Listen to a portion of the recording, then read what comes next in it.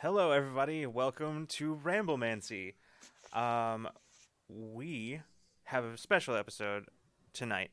We are joined with some of the crew behind the Twitch channel, Friends Who Roll Dice. Specifically, y'all are from the Mind and the Martyr, right? That's one of Yeah. our shows, one of our two shows. Yes. Right. I'm Okay. on Mind the Martyr, wherever they are, on Mind the Martyr and the Gods We Know. Awesome. Awesome. Well, would you like to introduce yourselves briefly? We can start with you, Drak, since you Yeah, sure. last one to speak. It's yeah, on you. So I'm Drak. I play Athenos on the Mind the Martyr on the Friends Who Roll Dice Twitch channel. Yeah, I don't have much compared to my other friends here. yeah. Next slot is up for grabs. Cole, go. No, I don't care. The touching your nose rule does not apply. Poses, you gotta respect poses. Fine. Hi, hello, howdy, hey. I'm Cole. I play Aridin on The Mind and the Martyr, and I also play Capri on The Gods We Know on Friends Who Roll Dice. That's my intro. Yay!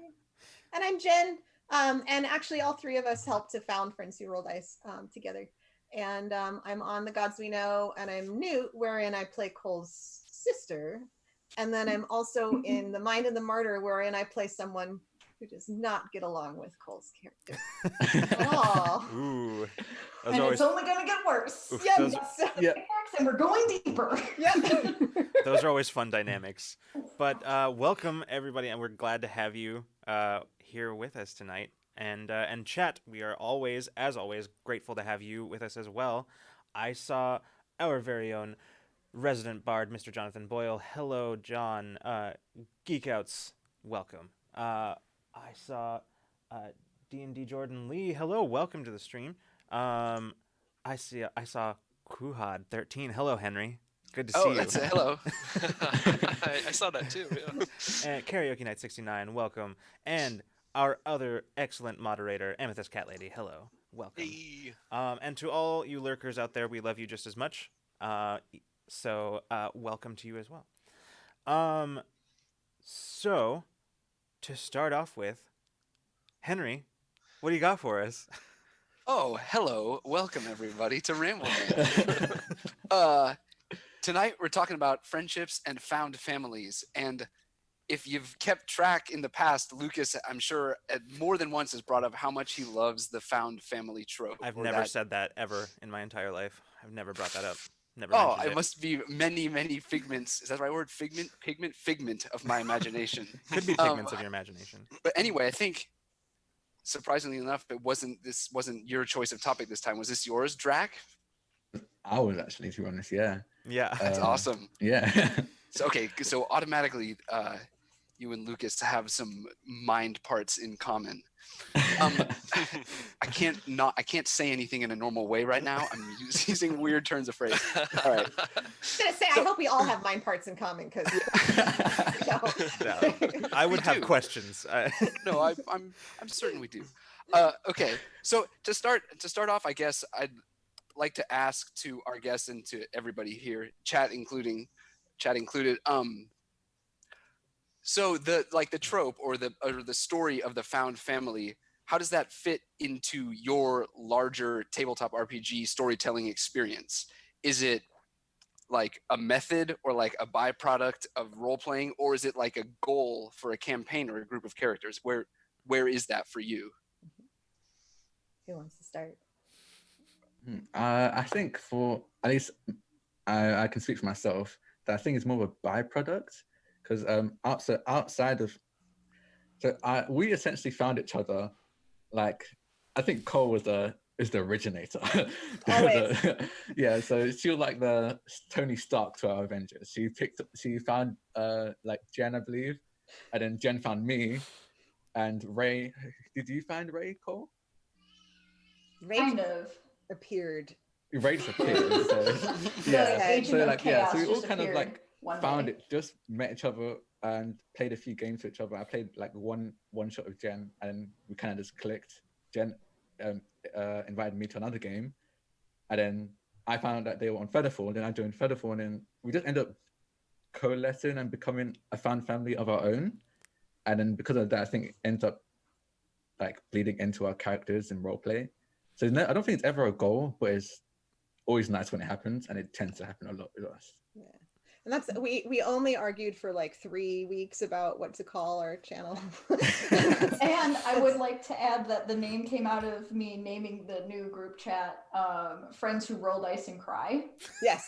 And then we were all like, wait, that's actually a pretty good name. Yeah. But like that was kind of the core of it. Like for me, like I'm very influenced by LGBTQIA ideas of found family and how important that can be for us in our community. But then like, you know, and it's so evident through like this pandemic time too, but like through all these hard times that we've gone through, like the gaming groups that I've been part of have always been like a huge support for me. So I love like the idea of how our group dynamics is like in real life people and our group dynamics in game like influence each other. So you see like that found family forming as you also see a found family forming in game. And I love that. I say like the gods we know that Cole and I are on is like a group of people who love each other playing a group of people learning how to love each other. So That's awesome. I love those parallels. Yeah. We love Des. He's just Weird. He's weird. Yeah. Lovingly. That comes from a place of love. Well, that's awesome because that actually bled perfectly into what I was going to ask, which is how you all sort of started with your channel. But actually, Cole, did you get a chance to answer for yourself, or? I feel like Jen and Drak both kind of covered both sides. I think it is more of a byproduct, and with our group, we just clicked when we started playing, and it became just like when you're really comfortable around someone and you're just like, oh, like I trust these people, and it just sort of develops into that. And absolutely agree with what Jen said. I feel like I'm always looking at who's where on the screen, and the camera's over here. But yeah, especially for the LGBT community too, like that found family aspect is really important. Yeah, no, that makes sense. So when you all started, I mean, it was really just kind of a like incidental kind of thing. Like, how many of you actually knew each other beforehand? Before starting playing games with each other? Yeah. 2 of them, Corey and Doug, knew each other. Corey and Doug, yeah. And that's it. Wow. Yeah. That's it. Yeah. I was completely new to the scene. I only started playing, so like I think I mentioned this before stream, but I started playing this D&D or ttrpgs in general like in September last year, and then a couple of months ago, a friend of mine decided to DM a game on stream for the first time, and I saw how nervous they were, but like determined to do it. I was like, hey, they're doing it, so I might as well give at least playing a try on stream. And then when I did, I met Jen in a one shot. And it kind of, the rest was history, I guess. Yeah. Pulled you in. Yeah. And it's so interesting, like they're such different relationships, like these online relationships. I mean, this isn't a new concept, but like Right. I know things about people in the Friends Who Roll Dice group that I don't like, that it would take years for people in my in real life to tell me, because we have a little bit of that distance and we can communicate by text or Discord and all of that. And they know things about me that I don't share nearly as easily. And I think some of that is the venue, and some of that is when you're role playing together and you're artistically vulnerable with each other. Like it feeds into it, right? Like I really believe you can't have good role play without a group that really cares deeply about each other. And then when you're doing that, like you deepen that caring so much that it just becomes a really cool combination. And yeah, like these they have all the blackmail material. Yeah, that's what's important. Yes, I have a whole folder of it. Yeah. No, that is absolutely true. I think when you role play comes so much easier when it's with a group that you can be vulnerable with and have the really, really like the high moments, like the really funny moments, but also like the heavier moments. Because when you're playing with those kinds of like, those are the people that are going to check on you and stay with you after and like help decompress. And, you know, and when you feel safe at a table and in a game, that just like that element of the game is, it's so different from like my first experiences with tabletop games. Yeah. Like I know that if my character kisses a girl, no one's going to be weird. Like, Mhm. you know, like there's some Yeah. trust going along with that too. Yeah. Yeah. Absolutely. I want to turn over to chat real quick because first of all, I saw Spigs from Cypher Unlimited in the chat. Hello, Spigs. Welcome. Welcome to the chat. Hey. It's always good to see you, buddy. Um, but also John has a question or a comment. Just pondering out here, but I sort of wonder if found family dynamics express themselves in RPGs as much as they do because of the kind of characters in TTRPG stories. That's interesting, because that's actually a really good point. Because so often in TTRPGs, I think we're seeing a bit of a move away from this. But we've got the characters who like their family was lost in some tragic, horrible accident or something like that, right? And then the adventuring party becomes their new family kind of thing. It's really Yeah. often tabletop RPGs. I think are often stories of the wayward souls who find each other in chaos. Definitely. But that like that I will say like I know that it's sort of a like a stereotype or a thing about like missing parents, but Right. first of all, like my father passed away when I was 21. Mhm. So being in the TTRPG like world at the time, and I won't say how long ago that, but being in that, like I actually got to kind of process grief through that experience. So I happen to love that. But also again, like as an LGBTQ person, that missing family, even though they're not missing because a dragon ate them, usually, I hope. Usually.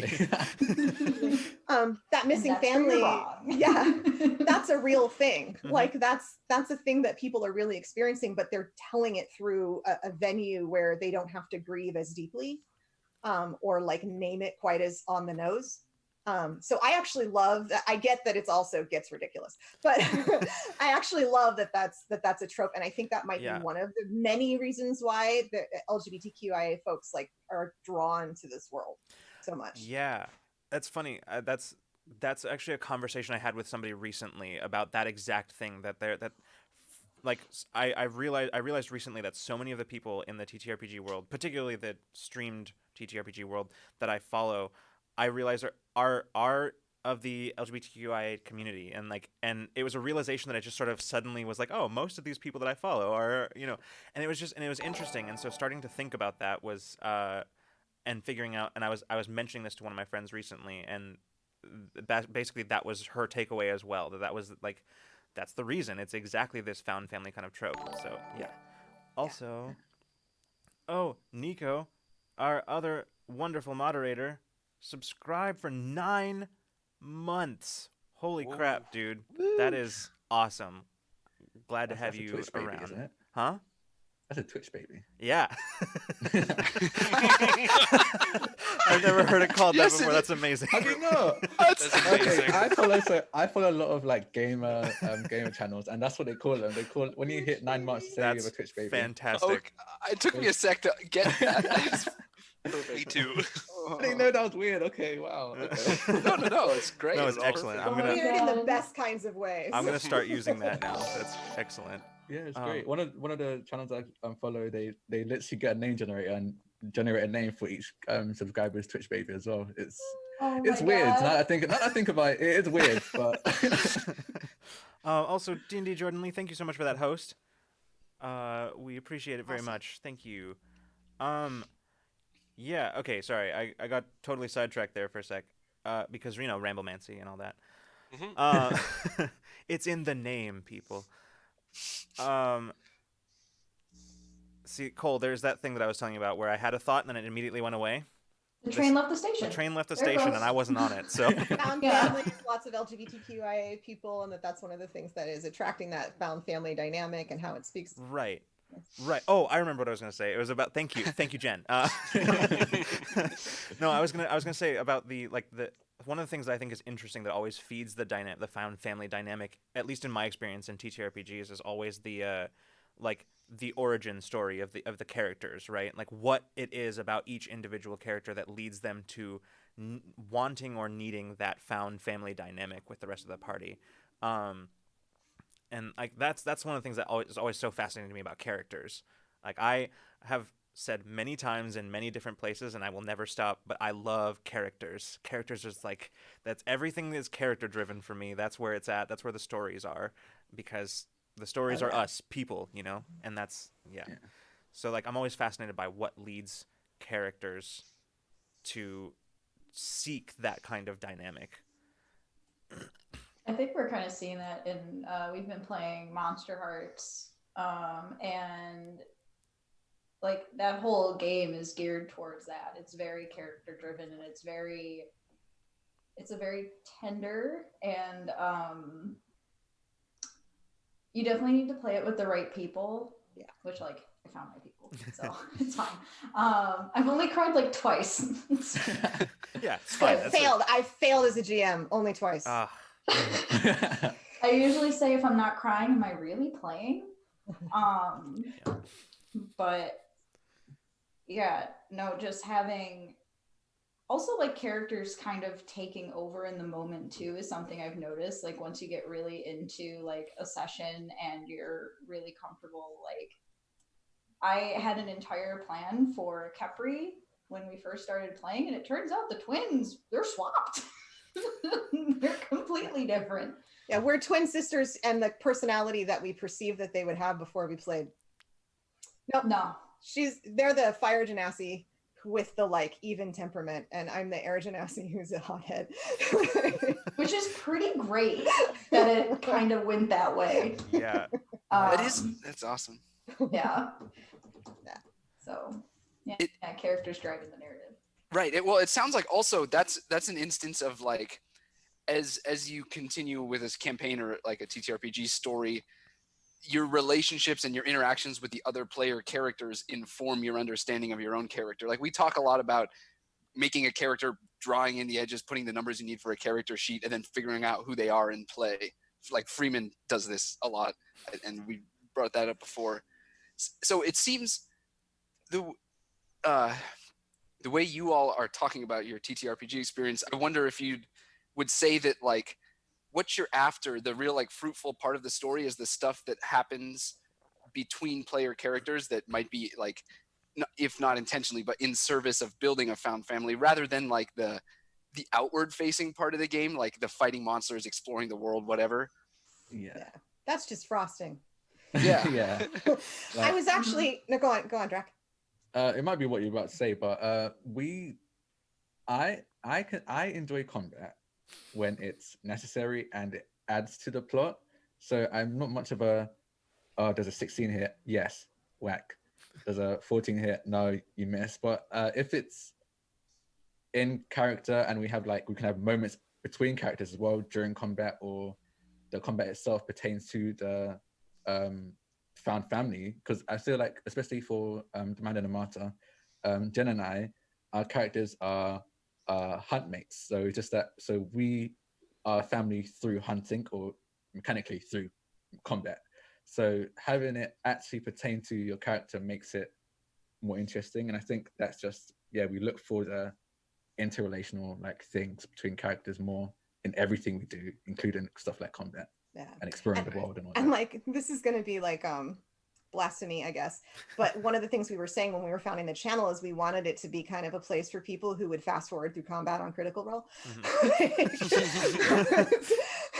Kind of, and not that combat is bad, but that we wanted to serve a purpose. And we were just talking, I think yesterday, like the four of us with Ray included, about how the tier system in D&D 5e, where like, you know, you're supposed to be like kind of village level, and then a little bit more city level, and then maybe the nation, and then you're like legendary. I could care less about, like, I could be, you know, working with the queen early on, and then like dealing with a little village thing, but it's the arc of the characters that I care about, and so long as those are growing, I love that. The story. It gets like tiring to climb that arc through tiers of play the whole time. Like, suddenly you're like, I don't know. Yeah, I love that. I love what you said.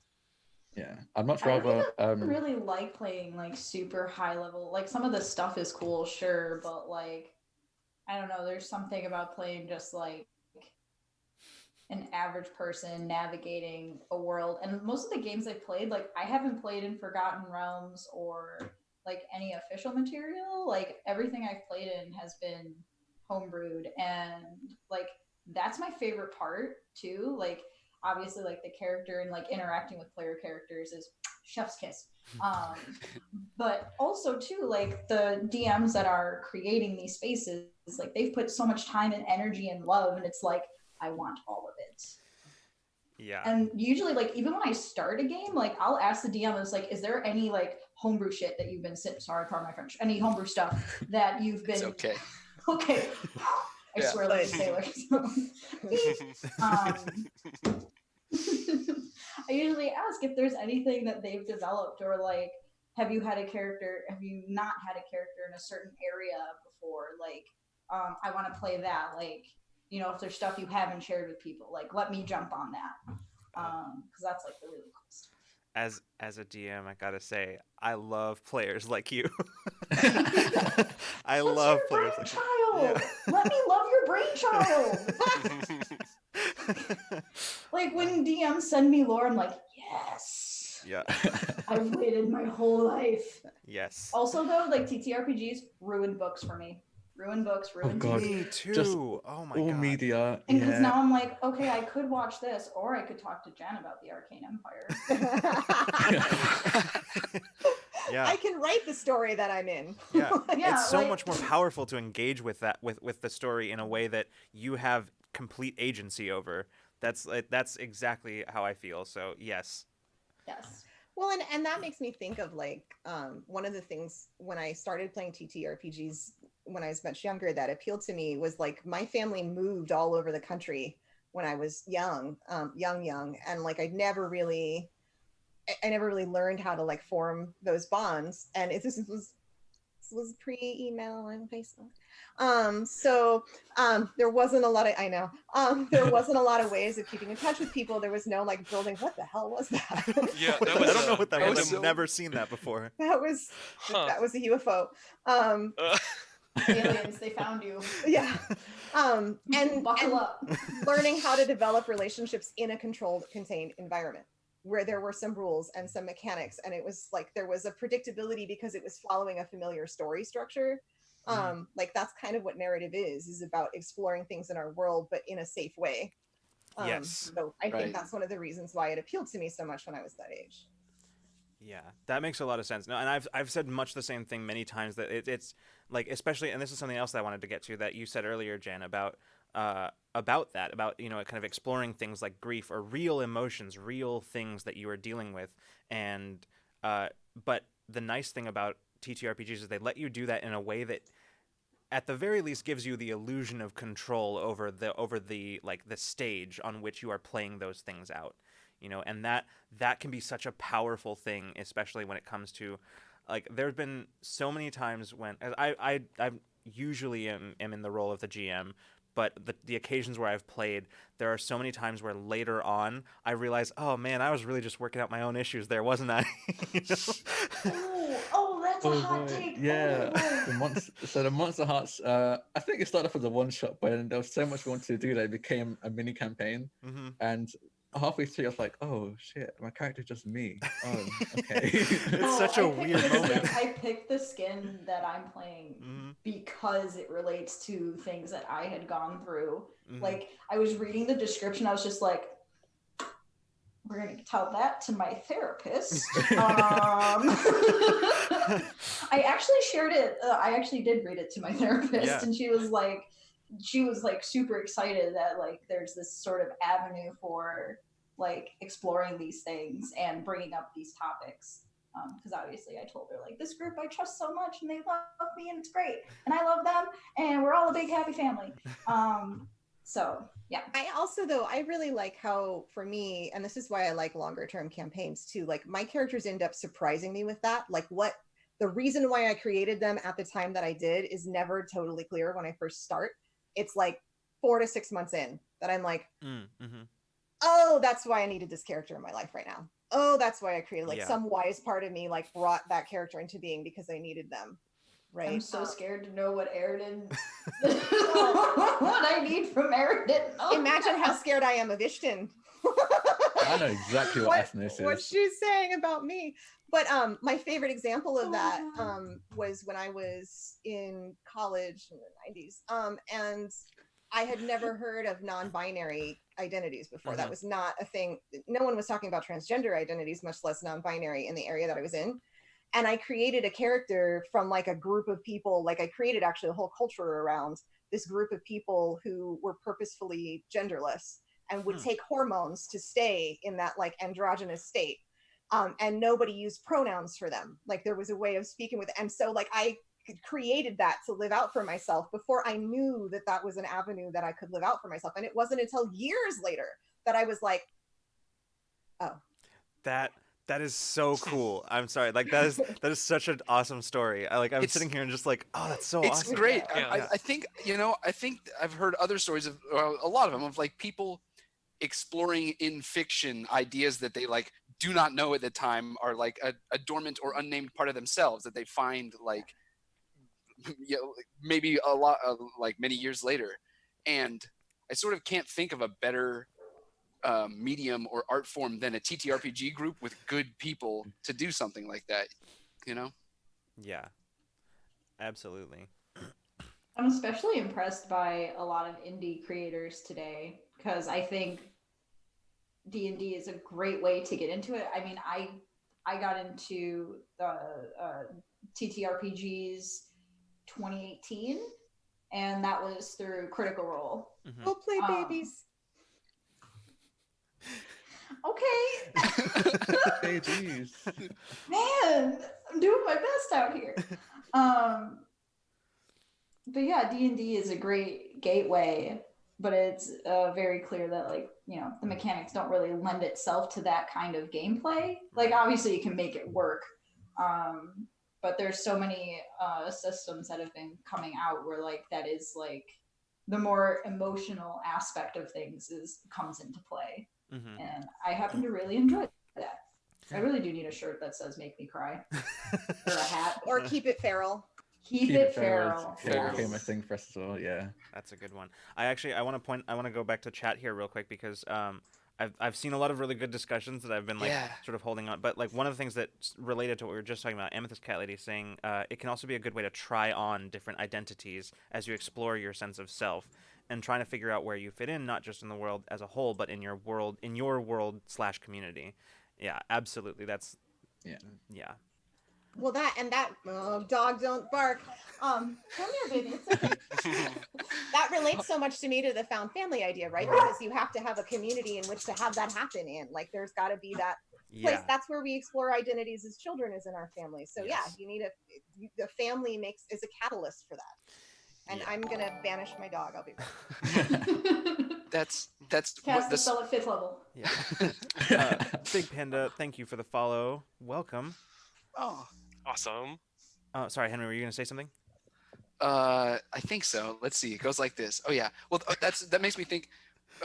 The unique thing that relates to everything we're talking about that makes tabletop RPGs work like this is that you can explore stuff like that, like ideas of identity and any kind of world building, like on your own if you write a story or something, or like put it down in some fashion. But the found family aspect and the special part of TTRPGs that can be cathartic at times is doing it with a group of people collectively and having like feedback and veering in your course of building your character or whatever, or your understanding of the character due to the responses and interactions with other people. Yeah. I just want to quickly point out, we probably didn't mention it, but Cole is a big fan of the green yes card. We probably should have warned you before this, actually, now that I think about it. But they use them in another streaming group that I'm in, and there's yellow and red cards, so it's like the X card system. Right, yeah. However, as you can tell, I love on my green card. Good. Quite a bit. So. I sort of guessed what it meant based on it being green and having yes on it, and I'm glad I was close to correct. Yeah. That's awesome. Because usually I don't want to interrupt, and usually I'm like super squeaky and squealy, so instead I just... I need one of those. Yeah. I got you, Henry. I got you. They also have, they say that they have like their own that they've made up too. Like there's one that says oof. And one Good. says, "Oh no." Good. Oh god, That's- I didn't know. I didn't even Why? know about that one. I am fear. Those are important. Those are important ones to have. I want to go back a little earlier to D&D Jordan Lee saying, "Loving this conversation and meeting you all. Same to you. meeting you too. Thank you for having these conversations and sharing your thoughts. I often find that the found family bleeds from the TTRPG we play in real life. And real life. You really create a bond and dynamic that carries on. Now I can't imagine not having these people in my life. I've laughed, I've cried, in and out of character. It's amazing. That's awesome. Thank you for Yeah, sharing that. That's so good. Oh. Yeah, I definitely relate with that. I don't think I can imagine my life without Cole and Jen now. I think it's only been a couple of it's only been a couple of months, and like I already like care and love for them. Like they've been friends of mine for years, and yeah, so I definitely can relate with that. Yeah. I don't know what I would do if I didn't talk to Jen, Drak, Ray, like all of them. Like I can't imagine. Like I talk to them every single day. We like even when we're busy and like working, we'll be like, does anyone want to hang out on Zoom and just like hang out?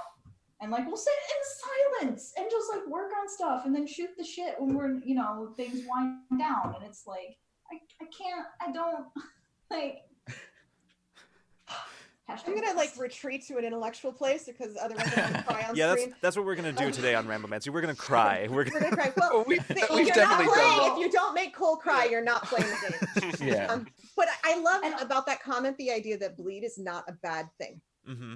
Like it can be. Yeah. You have to manage it, but it's actually profound. And the moment that I think most like captures this, I'm going to say it in vague ways, so I'm not doing spoilers for something 4 years old, but like the second to last episode in Critical Role, there's this moment where Sam, who loves Liam like a brother, realizes that there's something that he wants his character to be able to do that he cannot do. And you see him cry, and there is no division between Sam crying for Liam's heartbreak and Scanlan crying for Vax. None. And it's the most beautiful moment of how bleed can be artistic and profound, so long as you manage it. Yeah, absolutely. That was I think one of the most profound moments that I think I've witnessed in TTRPGs, especially ones that I was not personally involved with. That moment affected me for days afterwards. It was just every once in a while during the course of my regular day, I would just flash back to that, and like the feelings would just come back up. And yeah, I absolutely agree with you that the bleed it can, like you said, there are times as with anything that it's something that you have to be cautious of and manage, but it can be so powerful and profound in so many ways. I 100% agree. But yeah. Also, Big Panda said, I saw Found Family and had to stop by. One of my favorite things in any medium, and I'm here for it. You are in the right place, Big Panda. You are absolutely in the right place for that. Let's see. John says, I feel bad because my poor characters wind up processing a lot of my trauma, but like a step removed. Yeah. It's okay. Put it on them. Like you're inflicting it on them. They'll be fine. You got them. Yeah. Yeah. I have a home game where my character is like a little tiny Aarakocra boy, with a Napoleon complex. That's how I like to describe him as. And he's a monk, so that makes it even worse. And he has a whole thing where he wants to make his family proud, but his family kind of shun him, and his sister is the one that they all like look up to. And then when I was looking at my character, I was like, oh yeah, I kind of see that there's a bit of me in here, and being able to I've been able to like go through that with a group that who's my found family, just helps me process it a bit. And Yeah. definitely left the station a bit, but yeah. Yeah, no, that makes a lot of sense. I mean, I sort of feel like we're like saying kind of the same things, but it's because I think they are so relevant and so key to this this aspect of role playing, that like it's that kind of connection. I think looking at this from a different perspective, but from the perspective of narrative, that aspect of you that goes into your characters, I think also is something that makes the characters themselves take on their own life, their own thing. Like without that, they couldn't be. And I think that's and it kind of becomes a thing where they're feeding into each other, right? Their character and you, and it's yeah, it's Yeah. it when looked at it that way, it's no surprise that these things can be so powerful, like the Liam and Sam moment that you were mentioning, Jen. Like that absolutely is. It makes perfect sense. You know, I was thinking, Drak, while you were talking about Newt too, and how I'm sorry if you can hear my dog wanting to be let in. I'm sorry. Oh my gosh, the longer quarantine goes on, the bigger brats they become. But Same is true of people, apparently. yeah. So like I made a low intelligence, high wisdom character, which I mostly at first thought I was doing because it was a fun challenge. But it turns out like it's pushing on all the buttons of times when, you know, as someone assigned female at birth, I've been like my own like intelligence and skills and abilities have been like put down and ignored. And like even though there's not like a structural system of oppression going on in the story overtly, I'm still dealing with that. But again, like I'm dealing with it in a way where it's not like a pervasive thing so I can fight it. But it also made me think about being in the developmental stage that might involve middle age. And this is my gag now is that I'm old. I don't know why. I don't know why that keeps coming up right now. It's not even close to my birthday. That's just random and weird. I don't know. But like, Gags are good. yeah, there's this idea of like you're losing possibilities. Like you're the threat of possibility that could have gone in a different way in your life is now foreclosed on some level. And you can go back and you can replay some different paths that you could have gone down and learn the lesson you would have learned from going down that path, even though it's impossible for you to actually do it. Right? Yeah. And that's yeah. Using like RPGs as a simulation of what could have been, or what you could have done, and learning from that. And yeah, I think that's a really fun. It's like a safe way to do it as well. Hard too, like. Yeah, like recently my character Capri has gone through a whole lot of things and it's a lot of stuff happening at once and kind of going through that in a group of people that I care about is so different than what I actually experienced when I was alone. I don't know, maybe if I say it in a high-pitched voice it's less sad. Right. But yeah, and like getting and having people actually like be there, I guess it's like helping me like work through it. This time I'm going through it with people. This time I'm fighting back against the bully. Like, yeah. This time I'm saying what I wish that I could have said. Yeah, exactly. Yeah, that wow. God, every time I talk to another like a new person about this same thing, I come away with so many more like thoughts about it, and it just and just every time just a greater realization of just how intense and powerful in a positive way this stuff can be, you know, and it never fails to astound me, you know. It's great because I think ttrpgs is probably the best thing I could have found because it's creative. Like the people that I play with inspire me endlessly. I have so many sketches on my iPad that I will finish one day. I love drawing little scenes of our characters. I love drawing character portraits. And sometimes we'll do like text RPs and we'll be like, we need to do this thing. And like, it's a writing thing, it's a drawing thing, it's a social thing, but it's a game. And like, it's everything all in one. Yeah. Like, yeah. It's a very meaty hobby, you know. Like you get that there's something so incredibly fulfilling because I think, like you were just saying, Cole, like it fills so many different spaces in a person's life, and yeah, I think that's really cool. When I got back quarantine. Yes. Oh my gosh. Oh, yes. yeah. Because like I used to write a lot of stories because I have a lot going on in my head, but Mood. Yeah. but I can't. I'm not great at putting it down. So like I'd write a story and then halfway through I'm like, oh, this is a great idea for another story, and then move on to that story and then keep going. And because I come from a family that like doesn't, as if you're doing like creative writing or anything like that, like dance, music, anything like that for studies, for like university, my parents would be like, no, do physics, be a doctor. No. luckily I enjoy what I'm doing, but it's not as creative as I'd want it to be. Right. So I took up I started trying to write and then realized I didn't have the attention span to write. And Oh my so then- god, that isn't that like Yeah. Oh God, I feel like I'm. Same. You That's come me. here on our stream and attack me personally, Drak. so, then I'll and that's the only way I could figure it out because I also don't have the patience to learn how to draw because I would want to if I had the patience to, but I don't. Mhm. Okay, so I fly to ended up the resorting UK to- and help Drak. Got it. You know, though, Boy. that makes me think too of like there are also a disproportionate number of us in this field, or in this game hobby with ADHD, and like kind of like makes it make sense to me. Yeah. And I have like this whole arc with my wife about this because I didn't play TTRPGs for a really long time because I had convinced myself that I couldn't run games and I didn't know anyone else who did. And when I first started playing again, this was like a revelation to my wife that I did that, even though I told her like I was in a vampire lark for 5 years in college. So you'd think she could have guessed how big a nerd that I actually am, but she was surprised. And I had to get her to play in a home game of mine for about a year before she came back to me and went, oh, because she'd be like, why do you love this so much? It's just a game. And I'd be like, no, you don't understand. It isn't.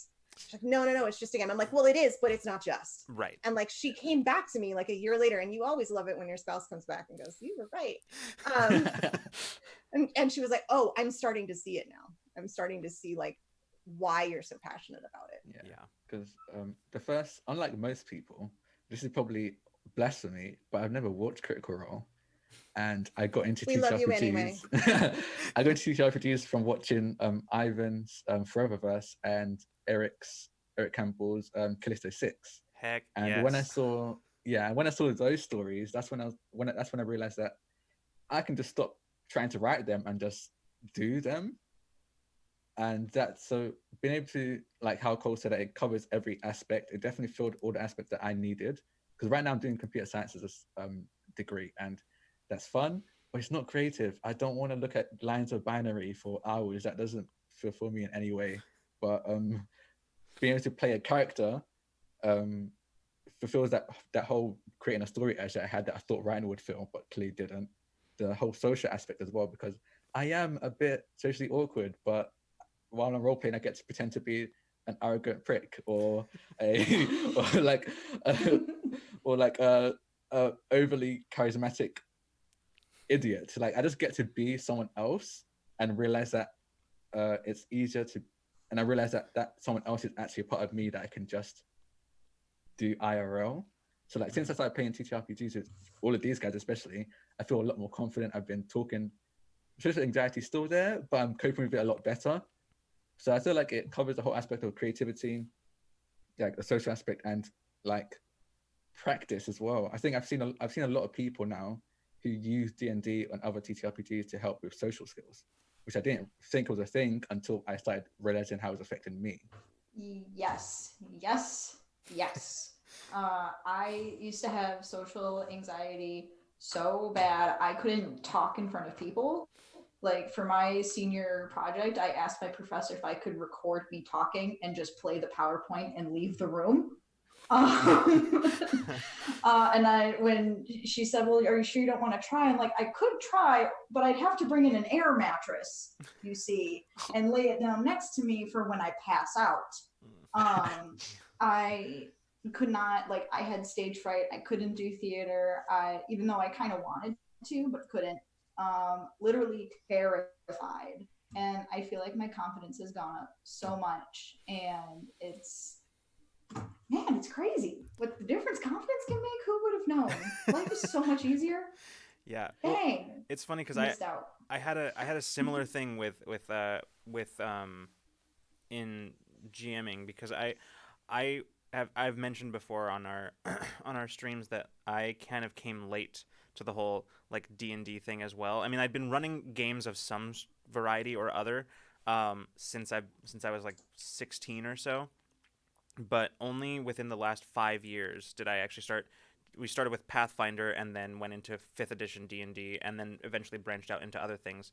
But for me, it took me so long to get to the point where I could felt fulfilled running games. mostly because I had this idea in my head of what they could be, but I always felt at some point I reached a point where I'm like, well, maybe that's just unrealistic. Maybe that's an unrealistic ideal, and I just need to like expect less of these things. And so I sort of fell off of it a little bit, and that's where Critical Role helped me, because I saw what Matt Mercer was doing GMing, and I was like, wow, that is the game that I always assumed this could be, but decided it was un you know unreachable, unattainable. And like to some degree it is, because nobody's game is ever going to be like anybody else's game. But I remember taking that moment, and I always wanted to, for me it was accents.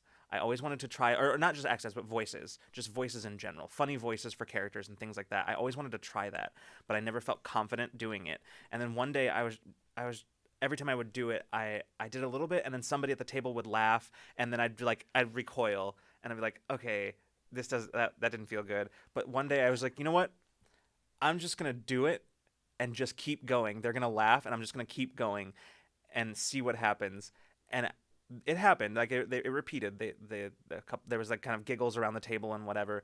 But then I kept doing it, and I kept doing it, and eventually the giggles stopped, and suddenly there was so much more engagement. All of a sudden, I noticed everybody was engaged in a very different way than they had been before, and that's where like everything changed.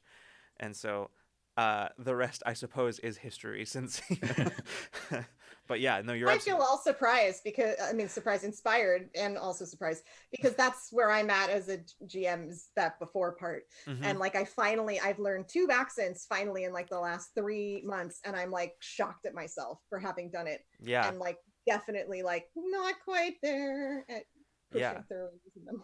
Absolutely. You're doing so good though.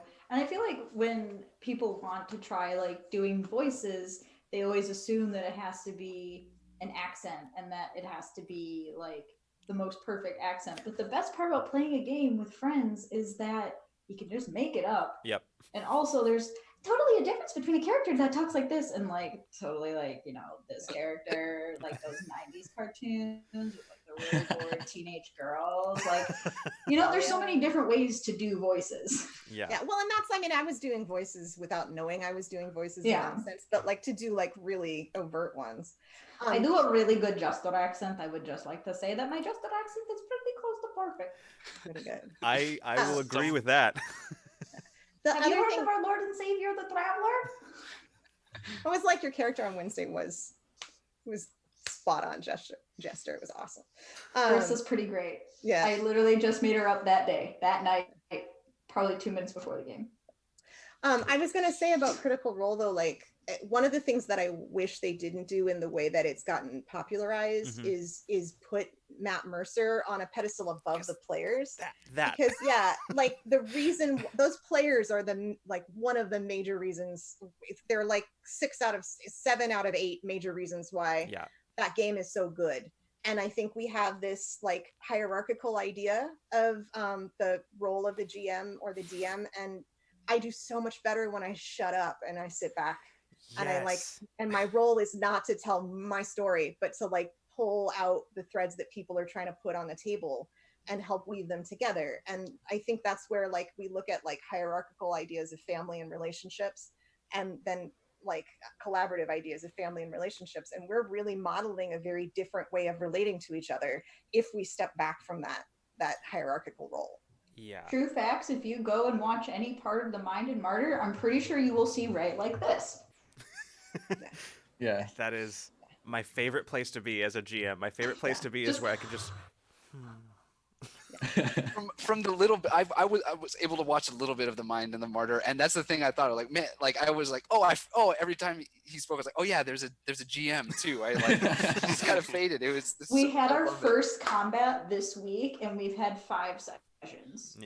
Yeah, it's been heavy role playing, and I definitely prefer it. I came back from a home game today, and not to badmouth them, but I hate combat with them. We had a combat that was like 2 hours long, and then we found out that it just was pointless. It didn't help the story at all. I think the GM just wanted to fill the time with something.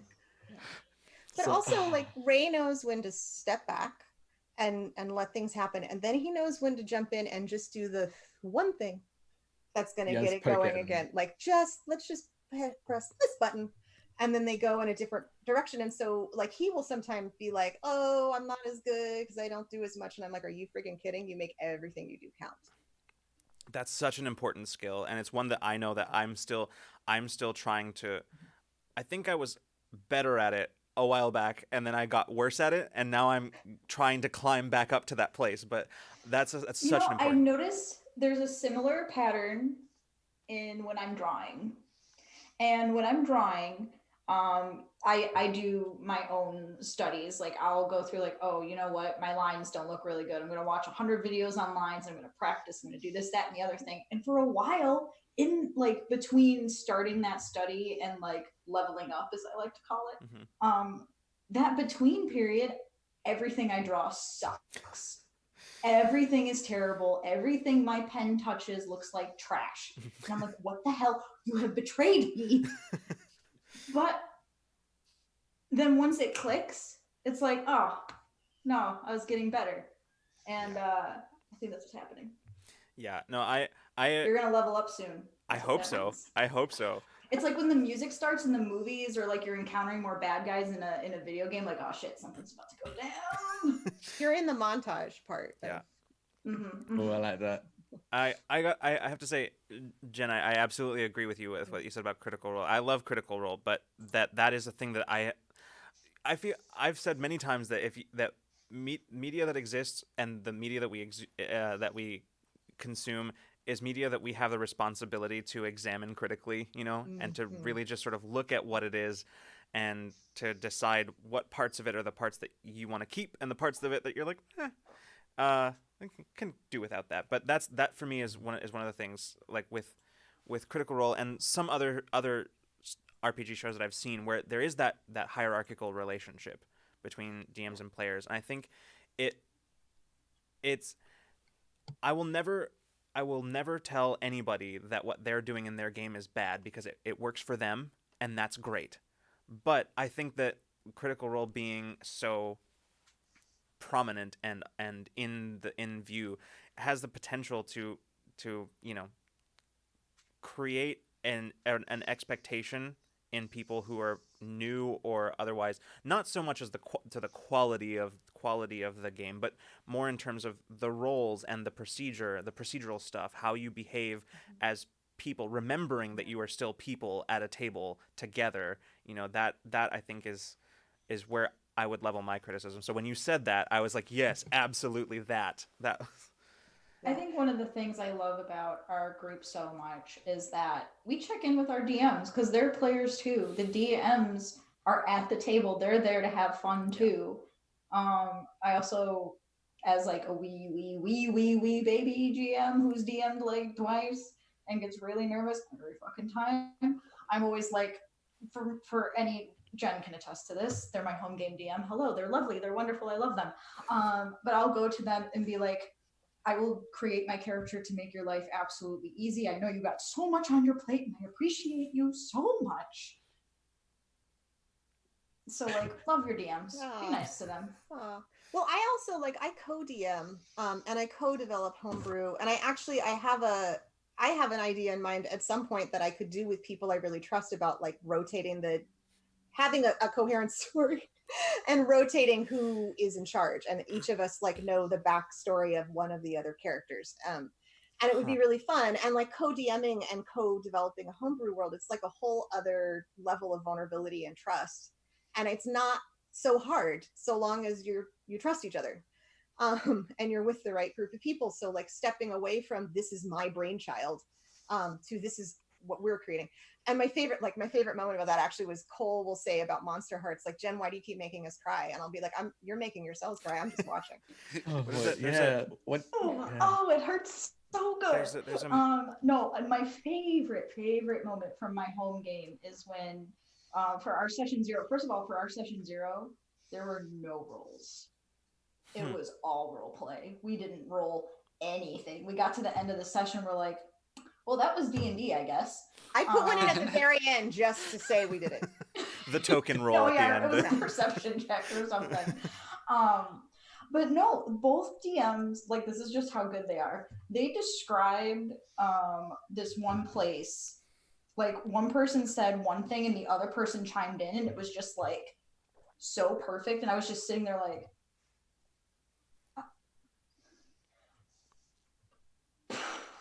Yeah, we hadn't figured out that detail, and someone asked a question, and we were like, "Are you picturing this? Yeah. Okay, cool." Huh. That was it. Yeah. So it was pretty cool to watch. Yeah. To your And point, it's so seamless and perfect, and then the DM doesn't have to talk to themselves because there's two. Perfect. I had never thought about that, but that's a really good point. Yeah, Lucas, it's very nice. Very nice. No, Jen, to your point, there was it reminds me of a meme that I always see, and it cracks me up every time because it's absolutely true. But it's like one of the Galaxy Brain memes where it's at the top. It's just I will torture my players, and then the next one down it is I will allow my players to experience and explore complex emotions, and then the last one, the Galaxy Brain, is if I trust my players, they'll torture themselves. It's like Yep. Exactly. yeah, it's the progression of GM growth. Absolutely. Yeah. The cool thing about finding a group of people to trust to play games like this is that as you develop in the way of understanding each other in character and how you work together in the game, that also happens in real life, so that you can move, if it's what you want, you can move towards the ideal collective storytelling experience where you play off each other quickly and you make a cohesive, compelling story. And it's a skill that you have to develop over time, I think. But through play, right? You gain confidence and ability through play, and grown-ups probably don't do it enough. Right? That's one of the good things. Oh my god! Yes. Yeah. Yes. My improv skills are getting better. I grow stronger every day. Soon you will be unstoppable. That's actually we don't give adults a chance to play and be creative and experiment, and I think it slows our development, and it stops our development as human beings right about the time that high school ends, or maybe a little bit before. And we have this sort of idea that you're supposed to be a fully formed person then by the time you're mid-20s. I'm way behind the curve. I am so behind the curve. And I make exactly 1/4 of a person in height and everything else. Quarterling. Yeah, and I love having avenues of play so that we can keep developing as human beings. And I mean, there are other ways of developing, obviously, as human beings, but it's such a powerful way of doing it. Yeah. Completely. Definitely with people, with your found family. Yeah, because for some reason, it's not just. It's just in every aspect of every aspect of society. It seems to be that you need to grow up fast. So I know, I think the equivalent for you guys is middle school. For me, is secondary school. The moment I reached secondary school, I wasn't allowed to run in the playground because I'm going to sit down and talk with our friends during recess. And I think that was the first time I noticed where I realized that society just wants you to grow up, stop playing, just get to work as quickly as possible. Yeah. And I remember working is definitely daycare, and it was kind of way. like that. Once the kids hit 3 years old, because with the younger kids, 1 and 2, obviously they need hugs. They're gonna come up to you and hug you, and that was kind of allowed. But after 3 years old, I'm they're still a baby. They're crying. What am I supposed to do? Sit them down and be like, pat, you're good. Yeah. No. Listen, I could have used at least 100 more hugs as a 3-year-old. Thank you. Well, without getting too political about it, that thing that you just said, Drak, about the idea that we're supposed to age and get past play because we need to be producing and working and earning money, and that's how we're supposed to define ourselves. So there's also something really radical about having a hobby that is play, that doesn't produce anything, although now we do because we record our podcasts and our YouTube, so whatever. But it's a transient experience on some level, and it's not part of that world a lot of the time. And I think it's really hard for. Yes, it is. It's a radical thing to do. And I'm not trying to put down monetizing and people who charge for DMing and all that. Yeah, we gotta totally get it too. We live in the society we live in, but that the roots of this hobby are radical on some level. They're really not on others, but they're radical on that level. Yeah. Also, by all means, get political. Okay. Yeah. Be careful. Yeah. You never know your audience. Yeah. I think that makes me realize I've like being a part, if mostly like a silent lurking part of like the online wider TTRPG community. I think has like subtly, slowly, but significantly shifted the way like my politics maybe a little bit, like the way I understand things, or at least opened my knowledge about the experience of other people, other types of people. Like, and that's kind of a big collective growth thing that I don't think about much because it's so subtle, but it's you know you're part of a group of players that you see in person, but you're also part of a larger community if you play tabletop RPGs and think about them and talk about them and like stream them and stuff. And I definitely think it's for the better. It's profound but subtle. Yeah. Well, and I think about this thing of like of adults and permission to play, right? And the thing that makes me the closest thing outside of TTRPGs that I can think of to that is theater, right? Yeah. Like that's and like that's the closest thing that I can think of that lets you do that. Like, and I know Freeman, I know like you were involved in a lot of theater for a long time, and like I'm curious, since we're on the subject, like how would you say that? What would you say like the comparison is like between those, like having been involved in theater and then going to TTRPGs and stuff like that? I mean, what's your experience there? Well, I'll just chime in here. Please do.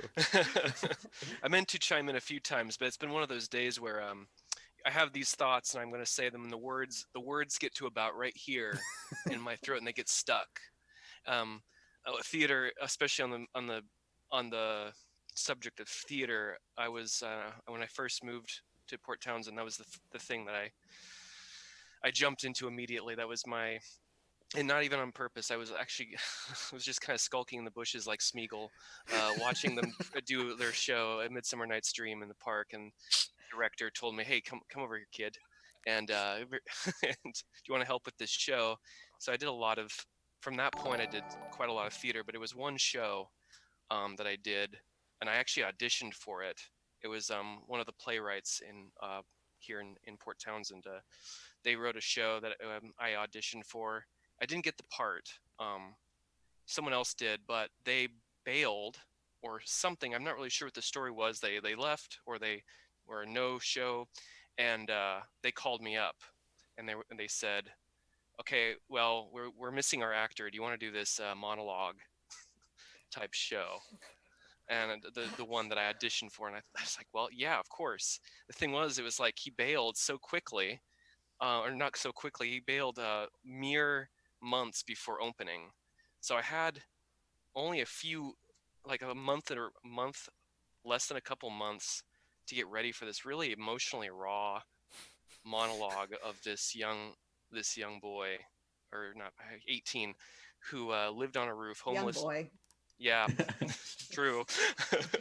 That's another thing. When I was in high school, I talked way too much. I am way like I've drawn way back, and I'm such a more quieter, reserved, and listening type character now. I was loud and annoying back then. In any case, so I Can was. confirm. Yes, you can. Uh, so I did. This show was very. It was really tough to get into that character with such a short amount of time.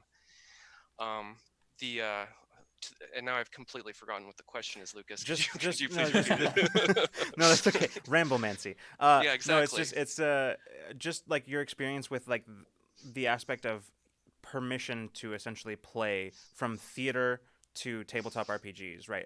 As an adult, basically, or as even not even an adult, a young adult, even, right? Like the permission to play in like theater versus like in TTRPGs, and just generally what your experience is with that. Yeah.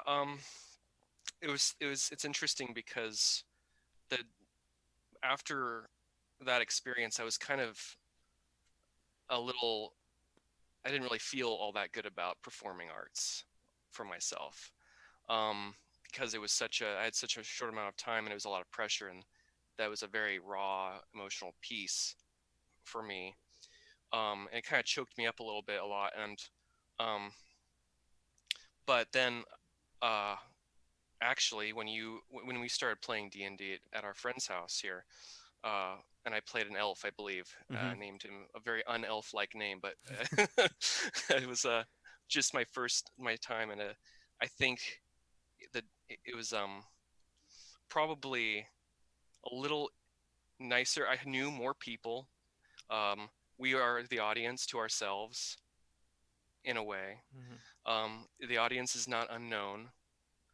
I mean, I might know some people in the crowd, but you can't really see this, you know. Yeah. And so there's a little more comfort there, I think. And that at least that was with this time. I don't think, except for Gen Con, I don't think I played D&D with, strangers Mhm. that I don't know. I've always, except for I guess when we were playing back then, I didn't really know Rio Right. and Yeah. Megan, but it was still, I knew most of you, and I knew you, Lucas. Obviously, we Mhm. played in the past before that, so knowing more of the people there kind of was a good segue for me. I think Yeah. I think that's the that's difference.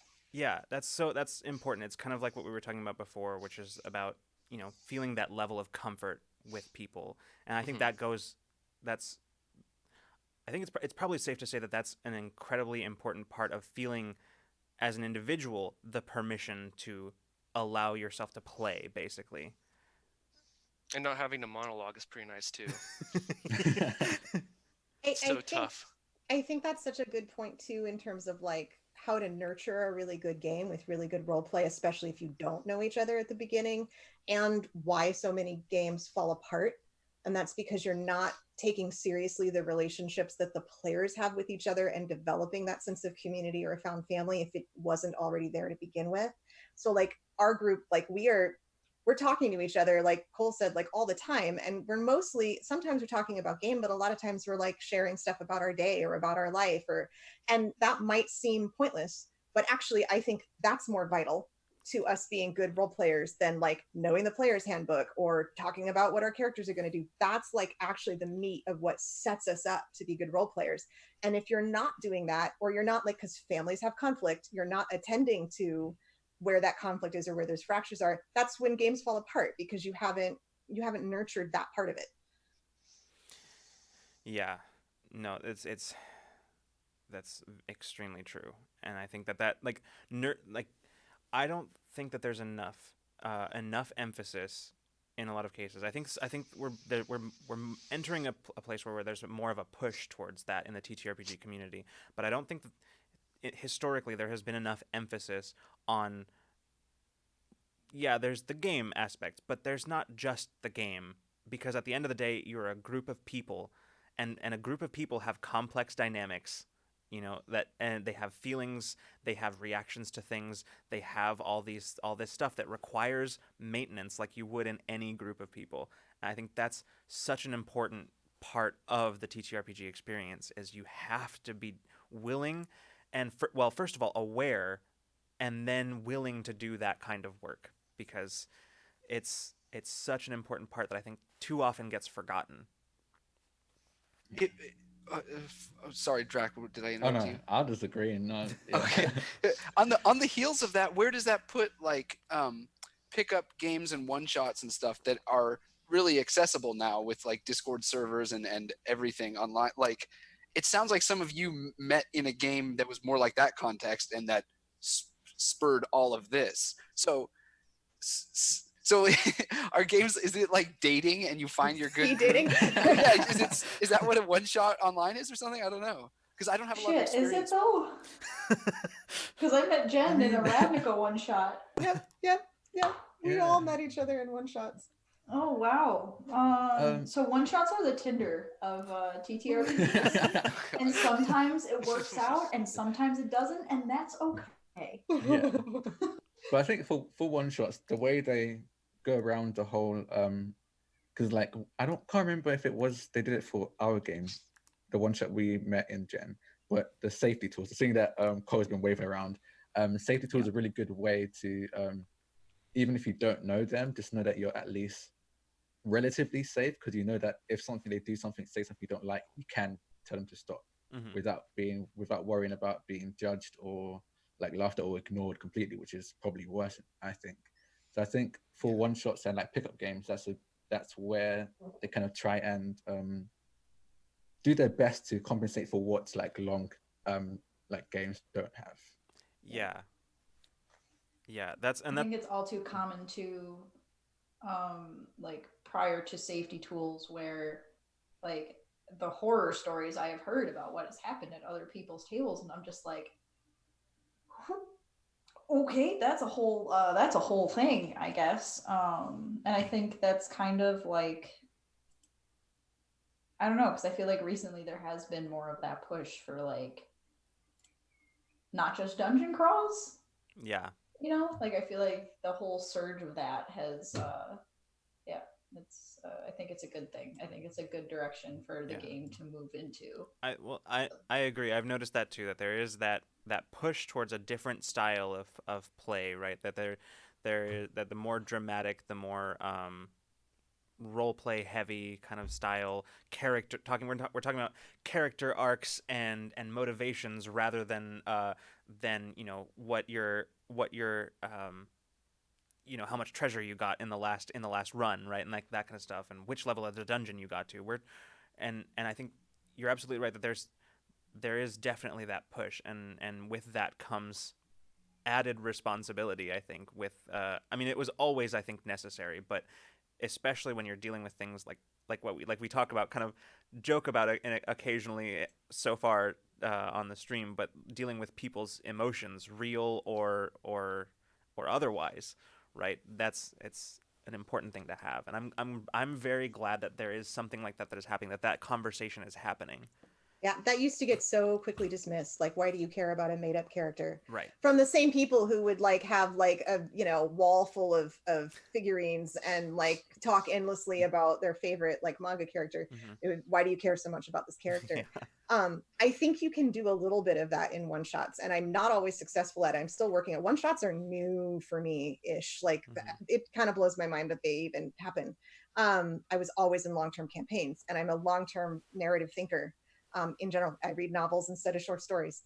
But I do try, like, from the moment that I get a group together and I'm communicating with them about what we do, and I'm, especially if it's in my homebrew, I'm like, bring your ideas to the table. We'll adjust to accommodate, or we'll come up with some ideas together. I'm showing them that there's a safety to be creative, and that I'm going to be responsive to them. That when we get on together and we're talking together for the first time, and we do go over lines and veils, and they see how I'm listening to them and how I'm responding to them, I'm setting the stage for that. I try to have one shots, and again, I don't always succeed, that will pull out some character stuff, and be doing that in a way where like I have created that sense of safety that people can put themselves out there a little bit. And then the way that you act at the end, where you take some time after that one shot to like talk to each other about the experience that you've just had. And I've had some really I've had awful one shots that I ran too. Don't get me wrong, but like I've had some really good experiences, and I especially think because there are these one shots out there now that aren't like just 5e. Although you can do it profound in 5e, it's so much harder to do a one shot in 5e that really digs into stuff. But like if I did a Monster Hearts one shot, I would have to be creating that. Like there are sex moves in Monster Hearts. You need to really have a group of people who've gotten to a place where they could. I want to do Bluebeard's Bride soon, and that one is like a horror story with like lots of like gendered violence components, and like you need to create like that sense of safety even with the people who you're only going to be there with for like 3 hours. And there are ways of doing it, and then like Drak and I, like we end up, and Cole and I, we end up being like really good friends after that because we've created that, right? Even though that's not the goal, but you can do a lot of that nurturing even over the course of 3 or 4 hours.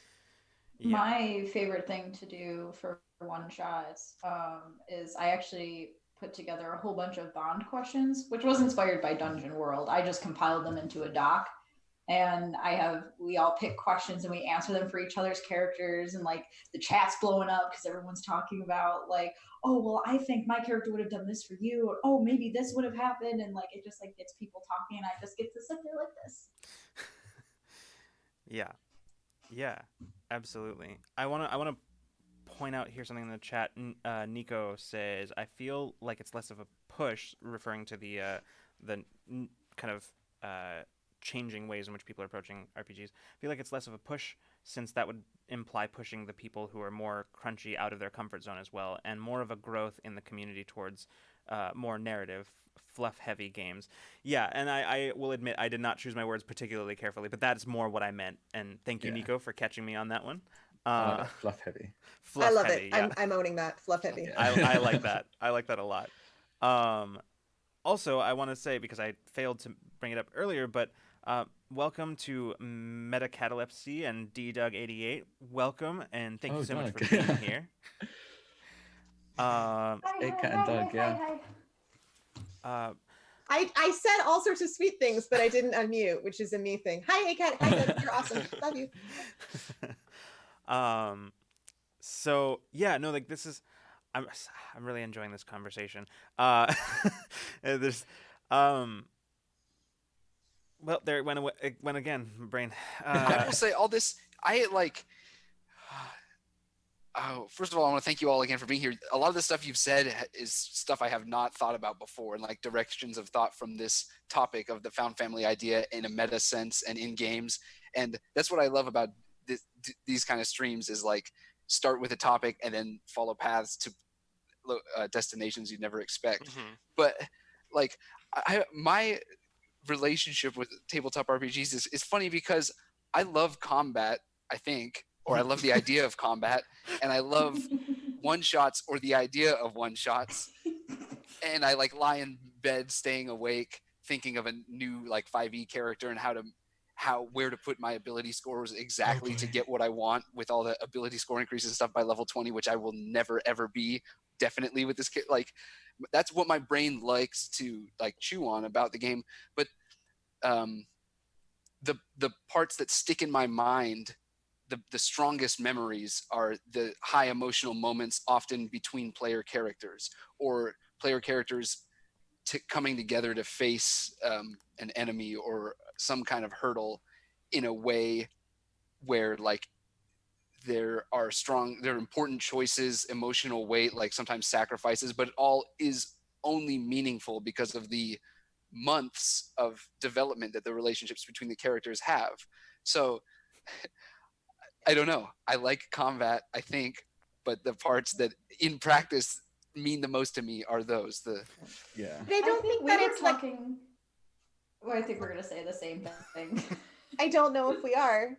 I was going to say that I think that the crunchy parts are sometimes when it's really well done, the skeleton Mhm. and the narrative, the part that you remember is Yeah. the face and the skin. Like they do work. That's the safety. That's the scaffolding Yes, that lets you right. play with the other parts. Right. And I think that combat has, I guess combat is kind of what the group makes it. I know, like, I think we've all been through those comments where we're sitting there checking our phones, like, how long has it been? 10 minutes? Oh boy, we sure are in for this one. And then you have ones where you're sitting there like, oh my God, oh my God, oh my God, oh my God, I need some pace.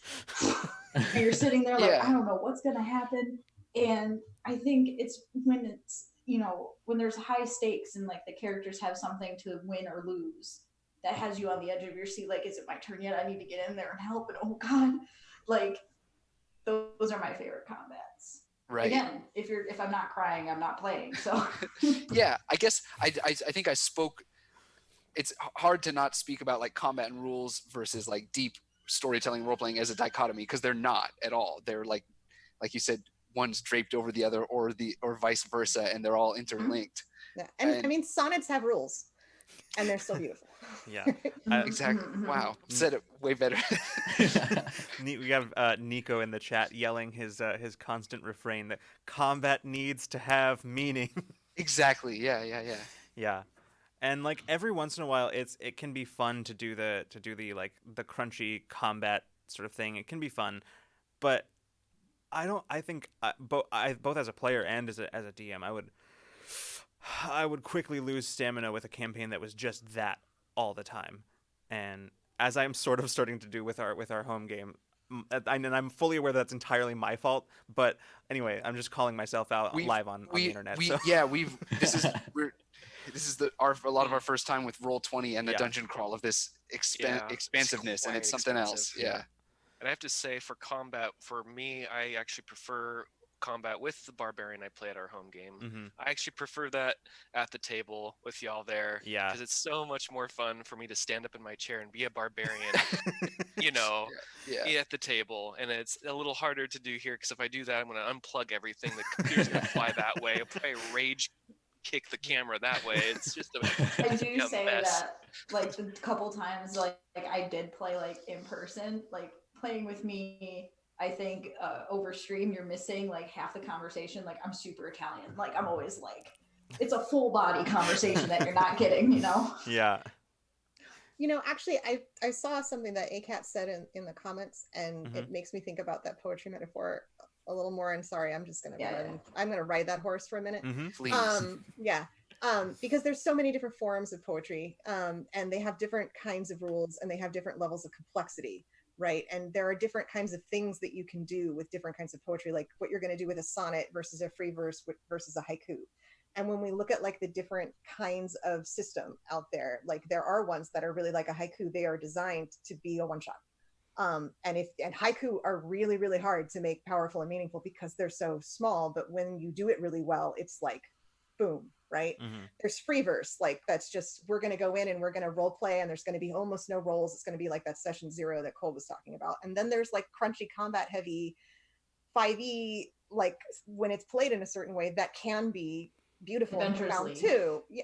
Well, but I mean, there's also like the kind of combats that you're all talking about where like there's something that you're expressing about yourself in the way that you're doing things. There's something that comes out in your relationships. Like it still can be profound. And it's just that we have these different kinds of RP or of ttrpgs, and they're under one umbrella, but they're doing different things. Yeah. I forgot who tweeted it, but someone was talking about the mechanics of a game and like what kind of narrative they are trying to tell. Yeah. I can't remember who tweeted it, but it was a really good thread. That's a really good point, because that's how I feel. Even though, when looked at just sort of from an outside perspective, there's not really a whole lot of difference between what I do when I'm running D&D versus when I'm running Cypher, for example. There's not a whole lot of difference in terms of my procedural and what is like objectively happening at the table. There's very little difference, and maybe it's a psychological thing, probably from, you know, the with the rules, right? Or not the rules so much, but the way that the game is designed, game design. It's probably more of a psychological thing. But I feel so much better about games in Cypher that are not particularly role heavy, that are much more just like role playing and talking and doing all this sort of stuff, than I do in D&D, in like 5th edition D&D. And I think that's in large measure because if you look at D&D 5th edition objectively, you start to see that about 99% of the rules in the book and the game design is all centered around combat. Yeah. And exactly. And so I think that even it affects things, even if not on a practical procedural level, but on a psychological level for whoever's running it. Yeah. I had a great conversation about how different systems imply different ideas of morality and different values. Mm-hmm. And I tried when I first started DMing D&D to like really have it be meaningful when people killed sentience, and to have them really like have to think through that. But what I found was that, and not that you can't do it that way, but that the mechanics, because the cool stuff you can do is mostly about killing things. Yeah. That like if you spend all your time digging through all of those things and picking a weapon, and you want to friggin' use it. So it implies a certain like value system or a certain way of solving problems that will affect the story. And that's not necessarily bad. There are times when I want to go hit things with a stick, and it's like really cool to be able to do it without actually hitting a thing with a stick. But like it really does pull the narrative in a certain direction. Yeah. Mm-hmm, mm-hmm. I think that's what I like about the subclass that you wrote for Newt. Like the whole spirit thing. Yeah, like when you were able to use one of your key points to like track that sending and figure out if the message, like the sending spell hit or not, regardless of not getting a message back. Like that was so cool. And I wish that like my other D&D characters, I was able to use the stuff that I have to like use it not in combat, you know? Yeah. And you just gave me like one of those moments of like realization of like what my character's doing and why, because I like that path of the spirit, which silly thing to call it, but whatever, that I came up with is it's about using key for connection between people, and like making that a mechanic in D&D, and that's what I'm doing D&D for. So that kind of makes sense that I went in that direction now that I think about it. Yep. Cool. Yep. Well, unfortunately, we have reached the end of our time.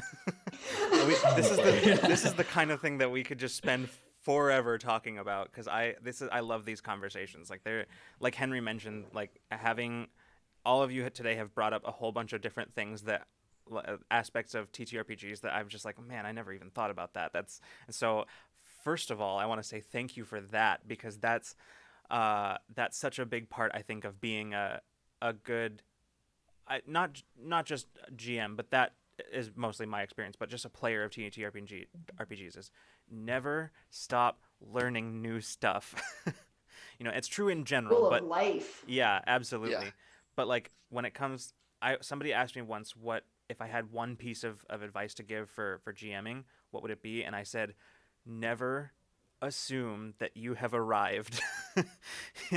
Keep the moment you think you've gotten there, start actively looking for some new perspective or a new skill to gain, because otherwise you stagnate, and it's never good for in any aspect. So thank you for helping tonight, for not letting us stagnate. So thank you. Thanks for having us. Yeah, We thank could always you do so a much Thank you for so having much. us. This Part was 2 maybe. wonderful. Yeah. I'm up Part for 2. I've I'll be seen up for part. part 2. We could do a I've part seen 2. Maybe part- have for that. maybe get Ray in here next time. So Yeah. Yeah, I think Yeah. Ray would love to. yeah. Yeah. Absolutely. I'm not entirely sure how Cole feels about this. I I don't know. know. You know, I'm Yeah. really They were hard to assigned. read. I was just gonna say Cole is so hard to read. That was right about to come out of my mouth. There's been so many times Jen and I will go to say something and it's the same thing. We're like, oh, okay, I'm glad I asked anyway. Yeah, the synergy of found families. Yeah. Ooh, good full circle. Oof. Nice. Rule of Bring it war. back. Lucas often calls that sharing a single brain cell. Yeah. Yes. Yeah, we have this thing Lucas and John. in our writers' room with John, Caitlin, and I. We often will be, one person will be saying the words as another person is having the thought, and we say that we share a single brain cell. We just cycle who is in command of it at any one moment. Oh my god, me and my roommate do that too. We usually Yeah. text each other like, "Do you have the brain today?" Yeah. It's not me. Where we did it lose go? it? Look between the sofa cushions. All right. Well, before we go, we have our usual little spiel, which once again, as with the beginning, it ends as it began, with me throwing Henry under the bus. Henry. Hello everybody. Almost goodbye everybody. We're And almost goodbye. There's if you want to support us, stay in touch with us, or check out our content, there's a bunch of places you can look. We have a Patreon. We have a coffee. This is my favorite part, the different ways that Henry intones things. I never know what order it's going to be in. We have and neither do I. We have a YouTube Yes. and an Anchor where you can watch or listen to Infinite Horizon. It's not the command. It's the wrong one. There we go. A YouTube and an Anchor where you can watch and listen to in podcast form Infinite Horizon. We have a little merch store where you can get things like, I hope this is the right mug. Yes.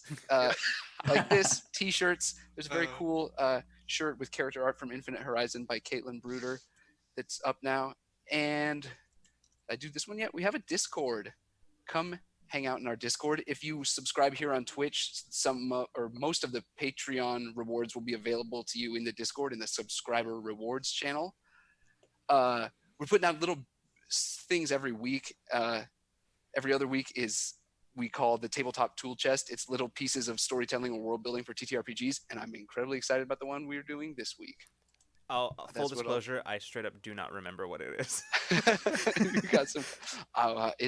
It's fantasy magic or items. Right, but the like, yep, that's right. Oh, I'm sorry. remember. Yeah. Okay. Items. Okay. Yeah. Cool. Okay.